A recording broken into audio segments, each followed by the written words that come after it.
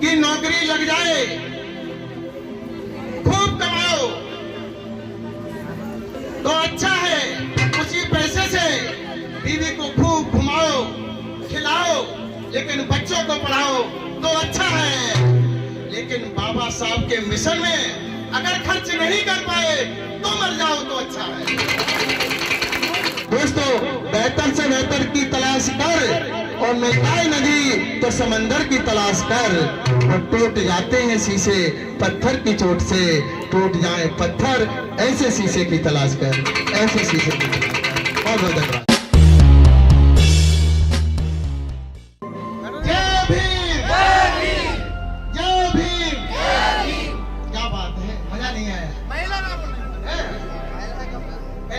पुरुष देखे बोले और कितनी ताकत है इनके अंदर पता चले। सभी लोग इधर से बोलेंगे जय भीम। आपसे ज्यादा अकेले हमारी आवाज आ रही है। डबल जय भीम। इधर से देखें, जय भीम, जय जय भीम, जय जय भीम। ये तो सम्मानित तो मंच, माताएं बहनें, सामने बैठे भाई, सभी अंग्रेज नौजवान और भूतपूर्व नौजवान, सभी को मेरा सादर जय भीम। हम सभी लोगों को पुनः बधाई देते कि मुझे संचालक महोदय जी ने सबसे पहले जो वक्ताओं की श्रेणी में पहले उठाया, भगवान करे वो बहुत ऊंचे उठाए जाए। दोस्तों, वैसे तो मैंने लड़ने और लड़खड़ाने का चलन मांग लिया, हालात से शीशे का बदन मांग लिया। मैंने लड़ने और लड़खड़ाने का चलन मांग लिया, हालात से शीशे का बदन मांग लिया। लोग दौलत पर गिरे, मैंने बाबा साहब का मिशन मांग लिया। लोग दौलत पर गिरे, मैंने बाबा साहब का मिशन मांग लिया। और दोस्तों, एक बात और कहेंगे, नौकरी लग जाए, नौकरी लग जाए, खूब कमाओ, बीवी को नौकरी लग जाए, खूब कमाओ, उसी पैसे से बीवी को घुमाओ खिलाओ, लेकिन पढ़ाओ तो अच्छा है। नौकरी लग जाए, खूब कमाओ तो अच्छा है, उसी पैसे से बीवी को खूब घुमाओ खिलाओ, लेकिन बच्चों को पढ़ाओ तो अच्छा है।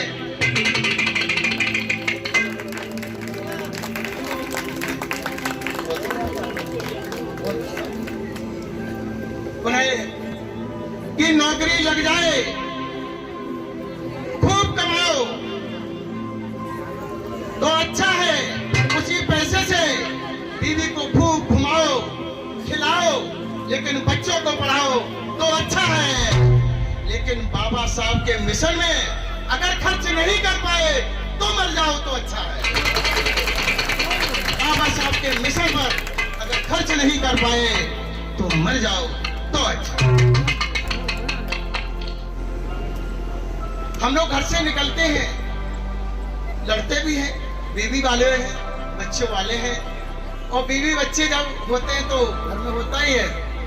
सर हमारे साथ में है एक मेरे साथी, घर में घुसते ही बोले तो पूरे दिन रहते हो, तुम तो बिल्कुल जानवर हो, जानवर हो, बीवी से जानवर। अब उसने कुछ नहीं कहा क्योंकि मिशन का काम करते हैं, कहेंगे तो बीवी लड़ेगी। पूरे दिन फिर बाहर घूम करके आए, बीवी ने खाना परसा, आराम से खा लिया, कहा कि आपने मुझसे कुछ नहीं कहा, हमने तो आपसे जानवर कह दिया। उन्हें की गुस्सा किस बात की?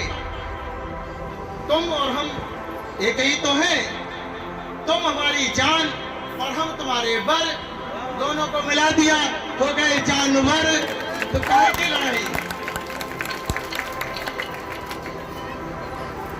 भाई हमें अपना सामंजस्य बिठाना पड़ता है क्योंकि सुबह से शाम तक निकलते हैं।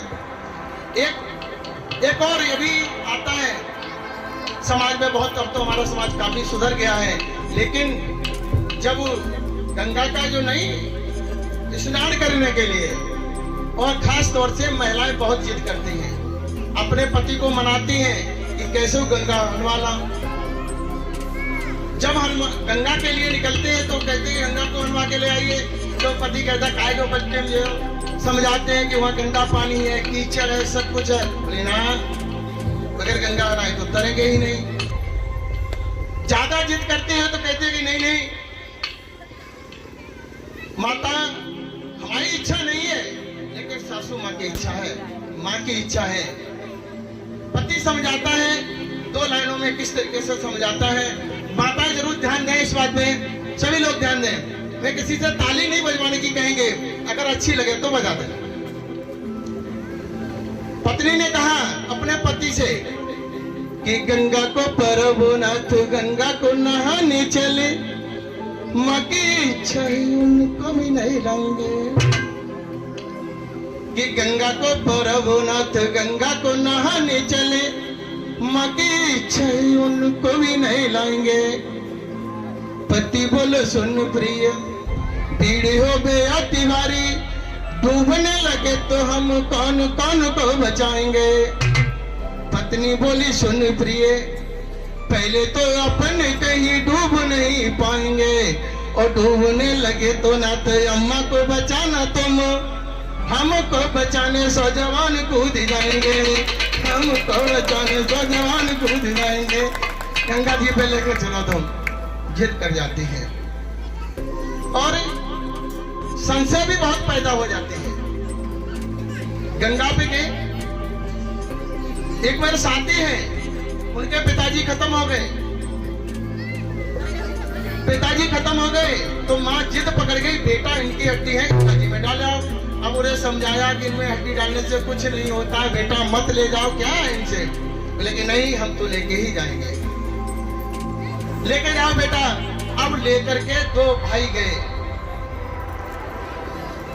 2 भाई लेकर के गए, और जैसे ही पहुंचे गंगा जी पे, और गंगा जी अब फरुखाबाद की गंगा बहुत हमारे अब जाते हैं तो भीड़ लगती है, चौराहे पे बहुत भीड़ रहे, और भीड़ जैसे ही देखी तो उन्होंने कहा कि अब कहाँ फायदा, गंगा जी से किनारे तो आ ही गए हैं, जो नाला चलता है उसने वो हड्डी निकाली, उसी में डाल दी और वहीं से लौट आया। छोटे भाई ने घरे आकर के अम्मा से कह दिया, अम्मा ये गंगा में नहीं डाला आया, ये तो नाले में डाला आया। अब अम्मा के पेट में पीर शुरू, अब पेट में पीर शुरू, रात भर नींद नहीं आई। सुबह सुबह उठ के आई, लला काहे कि भी हड्डियां और दद्दा जो तेरे थे, बोले हाँ, वो रात में सपने में आए।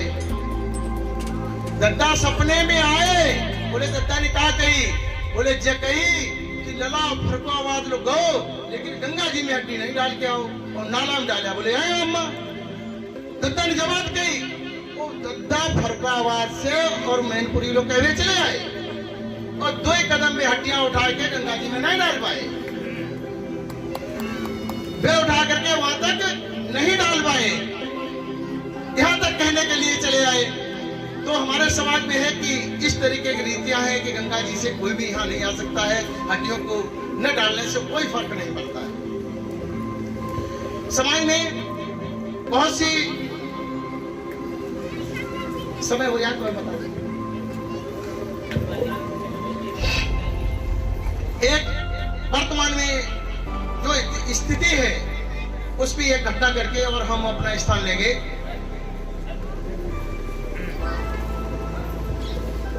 जो तत्काल की स्थिति पर भी बात की जाए, चुटकुले तो बहुत होते रहते हैं। क्यों कि आज बड़ी विडंबना है, समाज की एकदम स्थिति खराब हो गई। एक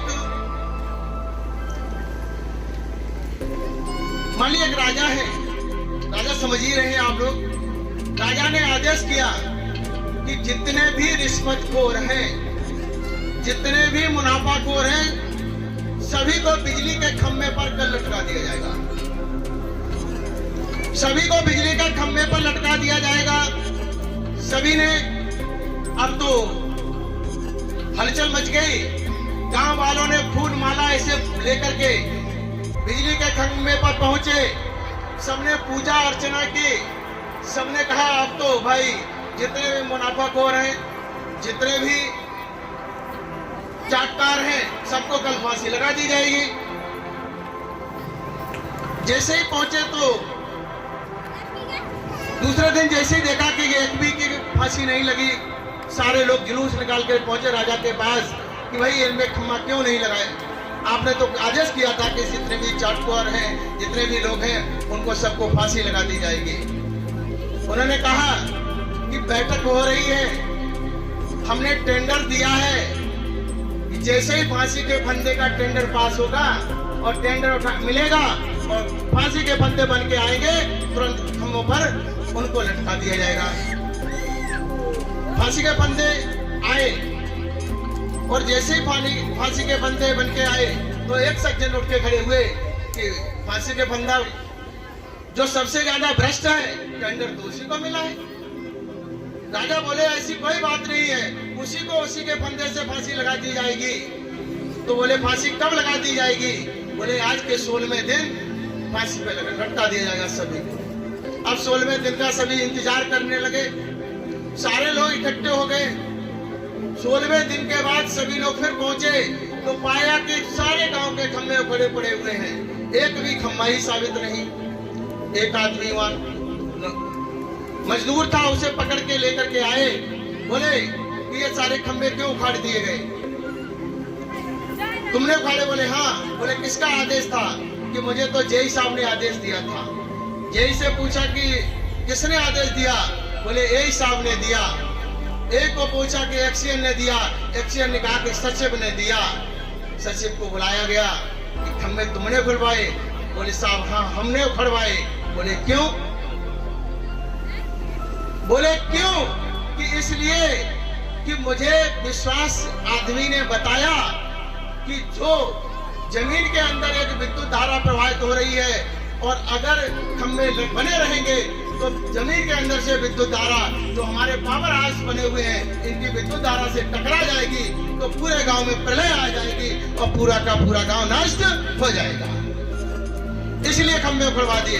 बोले ये बिल्कुल सही बात है, कन्फर्म है? बिल्कुल कन्फर्म है। तो आपको कैसे पता कि विश्वास ये सही बात है? कि मेरे साले ने तो मुझे बताया है, मेरे साले ने बताया है। सारे गांव के लोग इकट्ठे हुए और उन्हें जब बताया गया कि ये प्रलय से तुम्हें बचा लिया गया है, सभी ने ताली बजाई और अपने अपने घर चले गए। ना उनको फांसी लगी ना उनको फांसी लगी और 2-2 लाख जेई और एई के खाते में आ गए। आज का सिस्टम यही चल रहा है और हमें इसी तरीके से पूरा देश, पूरा हमारा राजा भ्रमित कर रहा है। सभी को एक सब्सक्राइब करें आपके अपने चैनल समता आवाज टीवी को, बेल आइकन दबाना ना भूलें सबसे पहले हमारी वीडियो देखने